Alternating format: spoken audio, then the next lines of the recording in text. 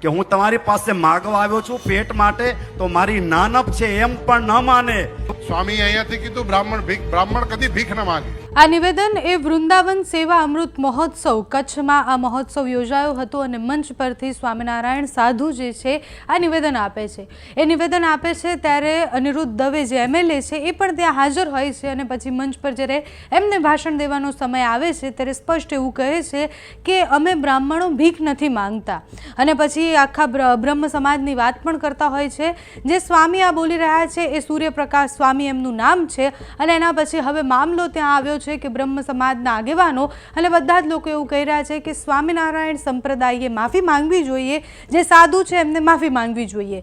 કાર્યક્રમ હતો. કાર્યક્રમ દરમિયાન સ્વામિનારાયણ સંપ્રદાયના એ સાધુ એવું કહેવા માંગતા હતા, જે વિડીયોમાં દેખાય છે પ્રમાણે, કે બ્રહ્મ સમાજ અને બ્રાહ્મણો જે રીતના પોતાના પેટ માટે ભીખ માંગવા જાય છે કે ભીખ માંગે છે છતાં પણ એમાં નાનાપ નથી અનુભવતા. અને એના પછી એના જવાબમાં અનિરુદ્ધ દવે એવું પણ કહે છે કે અમે ક્યારે પણ ભીખ માંગતા જ નથી, એટલે બ્રાહ્મણો ક્યારેય ભીખ માંગતા નથી. આ વાત સ્ટેજ પરથી જ ત્યાં જવાબ આપવામાં આવે છે. હવે અલગ અલગ આગેવાનો આ વિષય પર બોલી રહ્યા છે કે બ્રહ્મ સમાજ વિશે આવું અમે નહીં ચલાવી લઈએ. આની પહેલાં પણ અનેકવાર સ્વામિનારાયણ સંપ્રદાયમાંથી આવતા સાધુઓએ આની પહેલાં અનેક એવા નિવેદનો આપ્યા છે કે જેના પછી એમને માફી માંગવી પડી હોય કે પછી સનાતન માટે આપેલા એ નિવેદનો એ કોઈ પણ ભગવાન માટે આપેલા હોય એ નિવેદન પછી માફી માંગવી પડી છે. આમાં શું થાય છે એટલે કે બ્રહ્મ સમાજના આગેવાનો મેદાને આવીને એવું કહી રહ્યા છે કે સ્વામિનારાયણ સંપ્રદાય માફી માંગે, એ સાધુ માફી માંગે.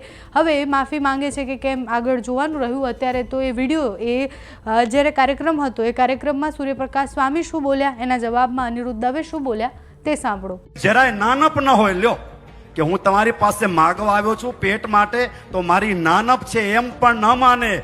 કારણ કે આ સમાજ એ આખો મારો છે. આટલું ઉચ્ચ જો સ્થાન રાખ્યું હોય તો બ્રહ્મ સમાજે રાખ્યું છે. એટલા માટે હું વખાણ નથી કરતો, પણ ભગવાન પાસે પ્રાર્થના કરું છું. અને એ હકીકત છે કે બ્રહ્મ સમાજમાં આવું અદ્ભુત તેજ, સામર્થ્ય, ઐશ્વર્ય, શક્તિ અને શૌર્ય છે.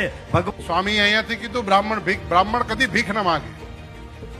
બ્રાહ્મણ દાન સ્વીકારે અને બ્રાહ્મણને 6 કર્મનો અધિકાર છે. દાન દેવું, દાન લેવું, વિદ્યા ભણવી, વિદ્યા ભણાવવી, યજ્ઞ કરવો, યજ્ઞ કરાવો.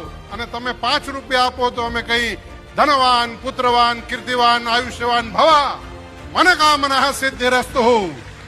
આ બ્રાહ્મણ છે એ દાન સ્વીકારી અને તમારા કુળને તારે છે, ભિક્ષા નથી માંગતો.